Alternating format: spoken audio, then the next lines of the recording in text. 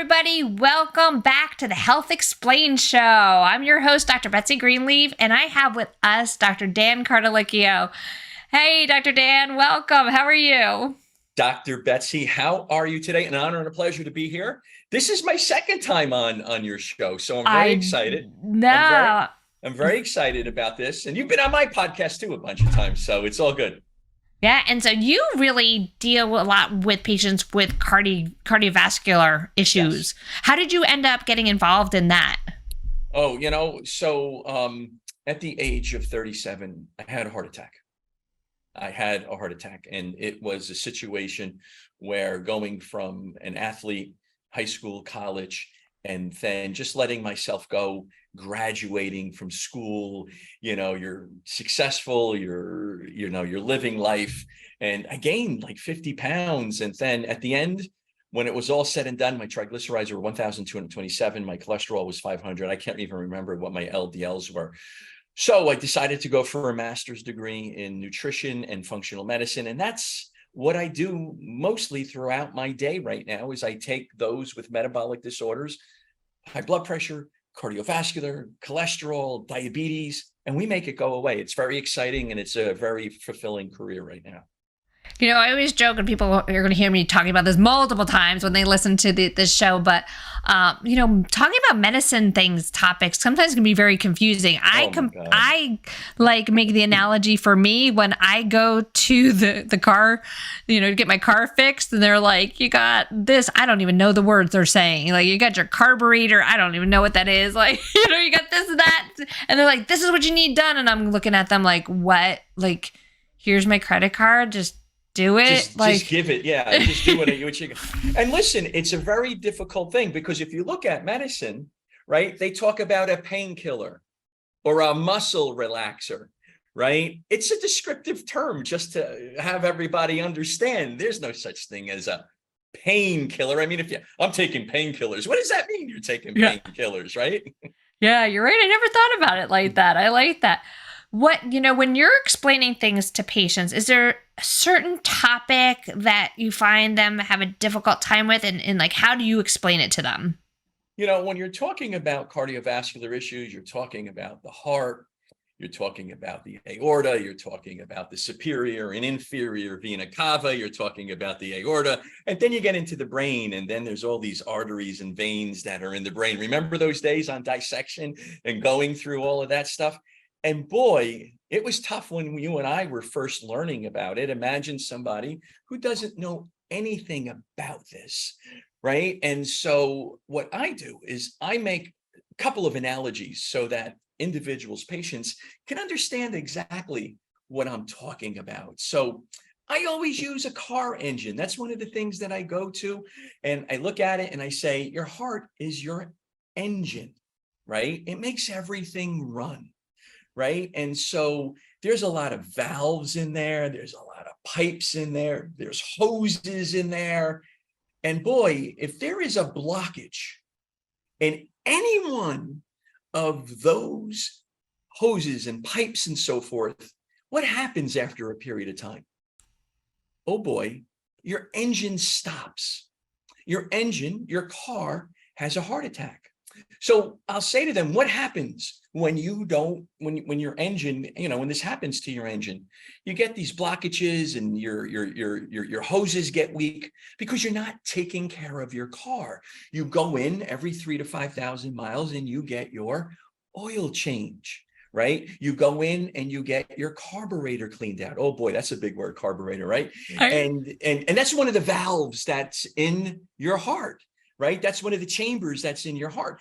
And so if you don't take care of your car, you don't change your oil, you don't clean it, you don't change your spark plugs, that's the electrical activity of your car. It's the electrical activity of your heart. If you don't take care of your car engine, if you don't make sure that those valves and those hoses in your car are not functioning properly and they're clean so that all the oil, the gasoline can go through there to make your car work.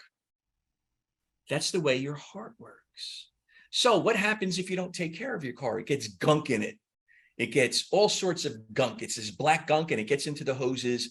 And if you have a blockage there, maybe the oil or the gas can't go through. If the gas can't go through, you can't drive your car. And if the oil can't go through, it can't lubricate your engine. And if it doesn't lubricate your engine seizes, and now you got to get a new engine. It's like getting a new heart. Somebody was telling me the other day that their son ran 50,000 miles without an oil change. Yikes. The engine died. So if you don't take care of your car, it dies. If you don't take care of your heart, you want to make sure that your arteries, your veins, your blood vessels are clear. And you do that through diet. You do it through certain targeted specific supplements. You do it through exercise. And once it's clear, your body is working and your heart is working, and you don't have that heart attack because you don't get the clog. You don't get the gunk that blocks the aorta or any type of blood vessel that you have in your body. With your heart, your brain goes up to your brain, you get a stroke. You don't want that. You don't want your car to have a stroke, and you don't want to have a stroke. When I say this, everybody goes like this. Oh, now I understand exactly what you do. Yes, we keep the gunk out of the hoses. Oh my goodness. Yeah, I'm going to throw one at you that we didn't talk about before. Oh, what about blood pressure? Wow, that's a good one. So blood pressure, right? We know that the pressure against the arterial walls and so forth, it increases. So if you're looking at the car, right, and if you have gunk in your car, that means that the pressure has to go higher to get the gasoline through certain valves and hoses and the oil, and it pushes it through. And what happens is that hose bursts, and when that hose bursts, now you have to get a new hose that's in there. Same thing with your blood pressure, right? Maybe you're a little bit overweight, you're eating poorly. I had a patient today, blood pressure, diabetic, and they're just eating poorly with their food. They probably have something that's going on in the form of a blockage. And so now what happens is that has to increase. You got to push that blood through your body, and that creates pressure on your hoses in your body. And sometimes you get a balloon, and sometimes you get something that's not such a good thing, and then you have to go in and see the surgeon. We don't want that to happen. And you were a surgeon for such a long time, right? We don't want that to happen. So it's the same thing with high blood pressure, right? Your pressure is high, right? We don't say hypertension because people look at you and they say, what? Right? Yeah. And we're like, what do you mean you don't understand hypertension? But there's pressure. It's high. It's high in your blood vessels. It's high in your hoses in your body, and it makes for a situation that's poor health. And like that's so clear. Like I'm picturing those hoses all gunked up with stuff. And I know like sometimes people talk, when we talk about cholesterol, they'll be like, well, I don't eat eggs, so I'm fine. Because cholesterol has been associated with eggs because eggs are high in cholesterol. But so eggs have been demonized when it comes to cholesterol, and eggs can be very good for you because that yolk where the cholesterol is, has biotin, which is a B vitamin. It's one of the few sources of B vitamins naturally that you can eat in your diet, and it's very, very good for you. So what happens is that people say that to me all the time, right? Oh, I'm eating eggs and cholesterol. But you know what? Cholesterol is really a good thing, not at very high levels with me, but cholesterol is actually a very good thing. It's a hormone, and it makes for your biochemistry and bodily functions, right? To work properly. We have to monitor it and watch it, but there's other biomarkers, we'll say. Those are just markers that look at heart disease, or, lab values that look at heart disease, such as LDL, which is the bad cholesterol. It's sticky. It's the gunk that goes on in the hoses that is in your car. It's in the blood vessels that's in your body. It's in the hoses, and it sticks and it accumulates and it accumulates, and it makes that hose a little bit smaller. And you got to push all that stuff through, whether it's blood or gasoline or oil. And what happens is it's sticky. Triglycerides, another big word. It's just another form of cholesterol. It's a bad cholesterol. It's sticky and it gets in there and it just gunks it up. And that's what happens. So eggs, they could be good. Eggs could be bad because there's also a lot of food intolerances to eggs, but that has nothing to do with cholesterol. That just has to do with dairy. But that's a conversation for another time. You know, I'm also picturing that tube, you know, like when it's getting all gunky. And then you see those cross sections of those pictures of like arteries when you start getting the plaque in there. Yes, that's the gunk that we're talking about, is that plaque. Yeah. And then I'm thinking like, ooh, if that pressure gets high enough because that, you know, that gunk is, you know, kind of making that tube like smaller. And then you all of a sudden you get like where it like busts through that plaque. It busts through. You get that aneurysm. Oh my goodness, from that blood pressure and all of that gunk in there, just like you get a bubble on your hose in your car, and then it bursts, and then all of a sudden, oh geez, I need a new part of my vehicle. We don't want that to happen to your heart. Or we flick or even like if you flick a clot. Right. So right. Yeah. So what happens is that you get all that gunk that's in the hoses. And what happens is some of that gunk can come off. And if that gunk comes off and it starts going around in that hose, and if it attaches somewhere, in your heart or going up to your head, you can have a stroke, which is not good, right? Because then you have to go through a lot of rehab for that, or it goes into your heart and then you have a heart attack. We don't want that to happen, right? We want you to take care of your car engine. We want you to take care of your heart. We want you to eat right, take some very specific targeted supplements, do some high intensity interval training, and do some weight resistance training, build your muscle, and make sure you decrease your body fat, and you're good. You don't want your gunk in your body. No gunk. You know what?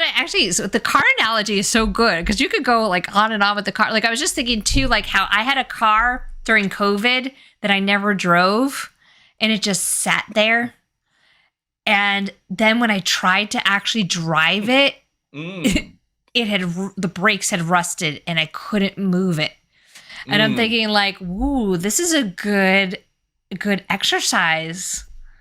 Like metaphor. Right. So what happens here, if you sit there and you don't move around, you're eating bonbons and you're watching some famous, male or female who has a TV show, and that's what you're doing, or you're binging on Netflix or Premium Plus or whatever that looks like. You know what? And if you want to get up and you want to walk, or if you want to exercise because you feel like doing something a little bit more, wow. Let me tell you something, that engine's been sitting there for such a long time. You got to watch out. You have to build yourself up. You got to build up your resistance. The same thing with a car. Dr. Betsy, you're sitting there and you're like, okay, that, your car's sitting there, that engine oil's been sitting there, the gas is sitting there, the gas gets bad after a period of time. If it's like 10 months, it's bad, and the oil gets bad, it's not going to run. It gets rusted. It just gets decrepit. It's the same thing with your body. It's the same thing with your heart. You want to run your car. You want to get your Ferrari and you want to go up and down the Garden State Parkway with nobody on it, because that's what that's supposed to be. That's what gets that car, strength. It's the same thing with our heart. You want to exercise it. You want to get up. You don't want to sit there and let your arteries, your blood vessels, your hoses, the chambers in your heart, you don't want them to get rusty. You don't want them to get weak. You don't want them to just sit there. You want to exercise it. You want to get up and you want to move. Like I said, I'm a big proponent of running and sprint work, and I'm a big proponent of working out with weights. And this is what helped me, turn my life around. And listen, I'm looking to run in a half marathon early next year, and I am looking to go on the stage in a bodybuilding show for those that are 150 and older. And let's see what that looks like at that point in time. You know what I'm saying? Oh my goodness. This has been great. I love all these analogies. Is there any other topic, and I'm sure we could do this forever, but is there any other topic that you find is sometimes challenging for patients to understand that you have a interesting way to explain? Sure. So if you're I'm a chiropractor also by trade, and everybody is confused on what chiropractors do, right? And there's all of these terms, right? There's chiropractors use a term subluxation. A lot of people don't like the word subluxation, joint dysfunction. So this is the way I explain it when a patient comes in, right? Maybe they're a truck driver or they're an accountant or an attorney and they sit all day and they don't exercise a lot. So what happens is that those joints in their body are like springs and sprockets that are on a gate. The muscles get tight, and then those springs and sprockets, those hinges, they get rusty, like you said before. And you have to move that, and you got to put a little oil on it, and you got to move it, and you get the creaking in your back, and you get the creaking on the hinge. And so what happens is that if you come to see me and you have arthritic changes, you have spondylosis, or you have this, or you have that, and patients look at you and they're like, what's going on with this? No, it's the hinge. It's rusty.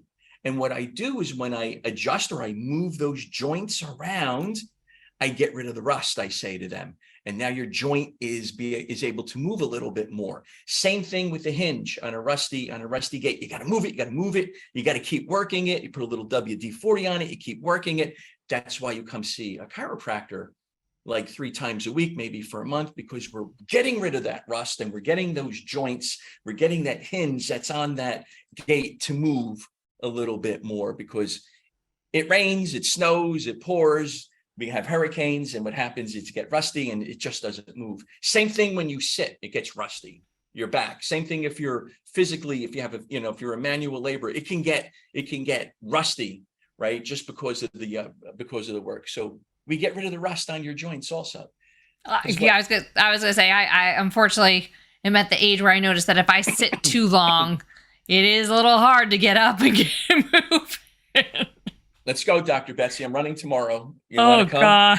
You want to come? You want to come? You can only you could do a couple of laps around, around the track. So that's something I would definitely have to work on. Yeah. So, where can people find out more information about you? So you can go to any social media, right? Facebook, and you can go to Instagram, you can go to LinkedIn, Dan Cardellichio, Cardellichio, DCMS. And you can contact me there. You can call me at the office with Suburban Wellness Group. We're on Bloomfield Avenue in Newark, 973-483-2277. Awesome. Well, once again, thank you so much for being with us. You do make these topics so enjoyable to talk about. We always have a good time when we talk, Dr. Betsy. Yeah. Sure.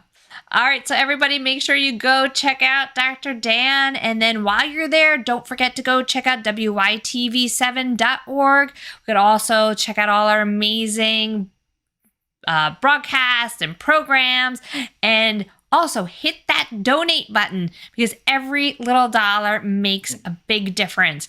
So you can also see the website that all the community events that money is going to help support. And also don't forget to come back for another week of the Health Explained show. All right. Thank you so much. And thank you, Dr. Dan. Thank you. It's been an honor and a pleasure. Thank you. The best things in life are the people we love, the places we've been, and the memories we've made along the way. Don't let your pelvic health get in the way of your life.